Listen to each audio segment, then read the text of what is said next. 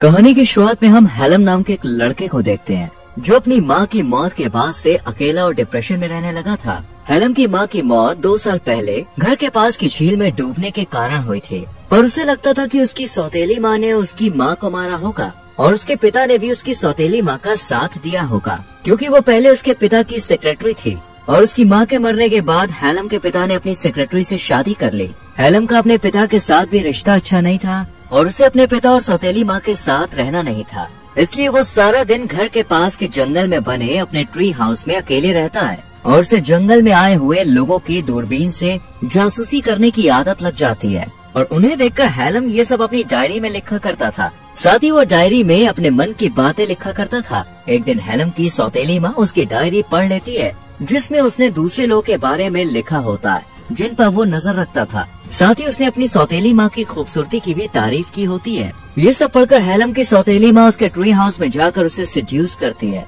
हेलम भी खुद को रोक नहीं पाता और दोनों क्लोज हो जाते हैं, जिसके बाद हेलम की सौतेली माँ उसे ब्लैकमेल करके उसे दूसरे शहर भेज देती है ताकि हेलम अपने पिता को उसके खिलाफ भड़काकर उनके बीच दूरी पैदा न कर पाए। इसके बाद हेलम अकेले एक अनजान शहर में आ जाता है। हेलम कैट को देखने के लिए उसके घर की छत पर होता है और रोशनदान से कैट को देख रहा होता है। तब वो देखता है कि कैट वहाँ अपने सीनियर के साथ है। हेलम छुपकर उन्हें देखता है और उनकी बातचीत से उसे पता चलता है कि उसका सीनियर शादीशुदा है और उसके 2 बच्चे भी हैं, यानी कि उसका और कैट का अफेयर चल रहा है। ये जानकर हेलम को बहुत बुरा लगता है। इसके बाद हेलम क्लॉक टावर में आ जाता है जहाँ वो सबसे छुप कर रहता है। कैट और अपने सीनियर को देखकर उसे अपनी माँ की याद आ जाती है। उसे लगता है कि उसके पिता और सौतेली माँ का बहुत पहले से अफेयर चल रहा था। जब उसकी माँ को इसके बारे में पता चला तो वो सौतेली माँ से मिलने गई होगी और तभी सौतेली माँ ने उसकी माँ को मार दिया होगा ताकि वो उसके पिता के साथ अच्छे से रह सके।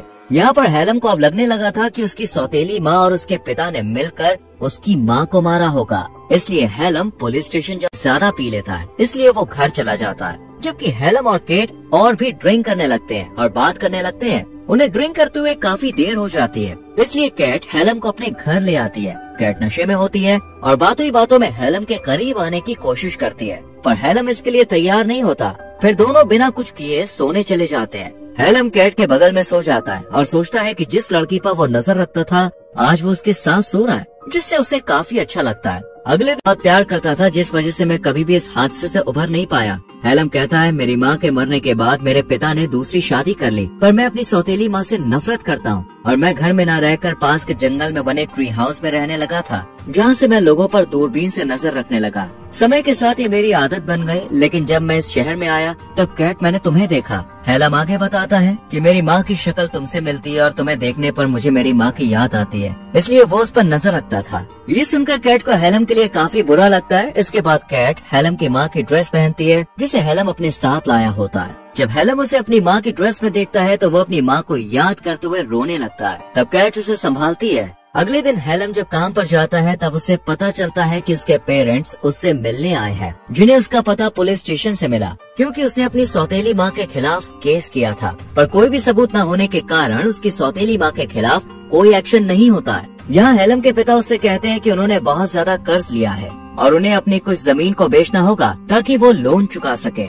इसके लिए वो हेलम को वसीयत पर साइन करने को कहते हैं, जो मरने से पहले उसकी माँ उसके नाम कर गई थी। यहाँ हेलम को डर होता है कि इस सब के पीछे उसकी सौतेली माँ का हाथ है, इसलिए वो साइन करने से मना कर देता है। तब उसकी सौतेली माँ उसे बुरा भला कहने लगती है और फिर वो लोग वहाँ से चले जाते हैं। रात में हेलम को अपनी सौतेली माँ की बातें याद आ रही थी, जिसमें उसने कहा था कि उसकी माँ की मौत एक हादसा था और उसे भूल जाना चाहिए, पर हेलम बातों को याद करते हुए काफी गुस्सा हो जाता है। अगले दिन हेलम ट्रेन पकड़कर अपने घर आता है। हेलम दुख और दर्द से बुरी तरह प्रभावित होकर घर में चुपचाप आता है और अपनी सौतेली माँ के पास जाकर उसका मुंह बंद करके उसे बांधता है। फिर उसे झील में ले जाता है और पानी में फेंक देता है। सौतेली माँ डूबने लगती है। तभी हेलम को एहसास होता है कि वो गलत कर रहा है, इसलिए वो सौतेली माँ को पानी से बाहर निकालता है और उससे माफी मांगता है। फिर सौतेली माँ वहाँ से चली जाती है। तभी हेलम के पिता उसके पास आकर खुलासा करते हैं कि उसकी माँ बहुत पहले से डिप्रेस थी और उसने खुद अपनी जान ली थी। यहाँ हेलम को ये एहसास होता है कि वो गलत था।